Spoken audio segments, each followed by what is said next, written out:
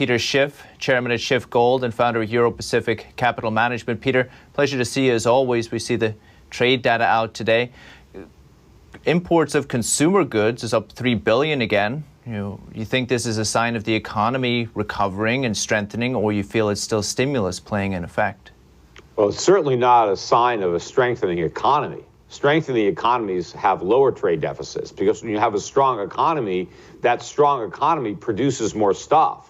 And so you don't need to import as much. And in fact, you produce extra stuff that you're able to export. So these massive trade deficits are a sign that we have too much stimulus, that we're just printing too much money that people are spending. In the meantime, we're not producing the goods that they're buying. And in fact, today's trade deficit was the single largest monthly trade deficit in U.S. history. So it is a record that you don't want to break. The problem is we're going to break it again probably next month. We're going to have a string of record-breaking trade deficits that indicate just how weak the U.S. economy structurally is. When we say stimulus, I think a lot of people at home say, well, people must have spent their stimulus checks at this stage already. Is it this type of stimulus you think is still in the system or something else? Well, it's not just the stimulus money that's being spent. People have a lot of borrowing power based on equity in their homes or based on the value of their stock portfolios. And so they're borrowing against those assets and spending. But the transfer payments continue. A lot of people are still unemployed and they have more income unemployed than when they had jobs. And they're using that income to buy more imported goods because we simply don't make the goods ourselves.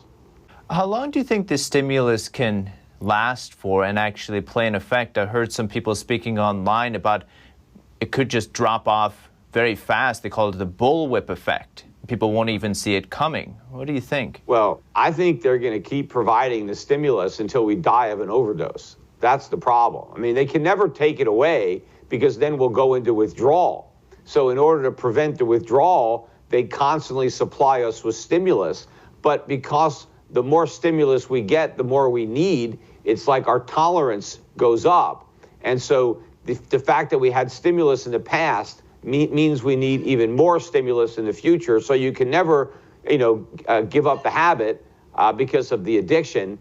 But because the addiction requires ever larger doses to work, eventually you overdose, and that's where we're headed. And the overdose would take the form of a dollar crisis, sovereign debt crisis, runaway inflation. And we're already starting to see the beginnings of that in consumer prices. I mean, look at oil prices today. We're almost at $80 a barrel for oil. But look at other commodities across the board that have been strong. I mean, look at cotton prices that have more than doubled recently. But, these prices still have a long way to go up, and they're going to go up a lot, I think, in the year ahead.